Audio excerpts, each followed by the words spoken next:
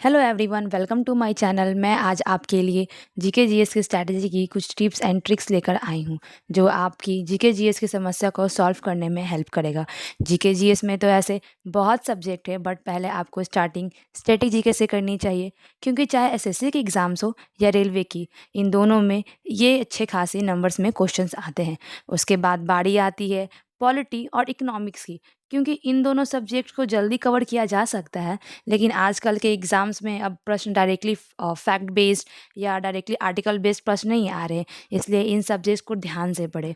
उसके बाद है ज्योग्राफी और हिस्ट्री। अगर मैं ज्योग्राफी की बात करूं तो आपको पहले फिजिकल ज्योग्राफी ऑफ इंडिया को कवर करना चाहिए, क्योंकि इस टॉपिक बेस्ड क्वेश्चन एग्जाम में बहुत आते हैं। उसके बाद ज्योग्राफी के अदर टॉपिक्स को कवर करनी चाहिए।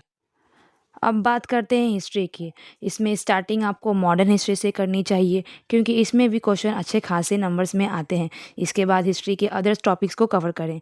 अब बच गया जनरल साइंस। इन सब के बाद आपको इसको भी कवर करना है। इन सभी सब्जेक्ट के टॉपिक्स को आप जैसे जैसे कवर करते जाओगे, आप उस टॉपिक पे बेस्ड क्वेश्चन को भी सॉल्व करें। इससे आपको उस टॉपिक की अंडरस्टैंडिंग अच्छी हो जाएगी। एक बात और याद रखें कि रिवीजन आपको करते रहना होगा, क्योंकि किसी भी एग्ज़ाम्स की प्रिपरेशन में रिवीजन इम्पॉर्टेंट चीज़ है।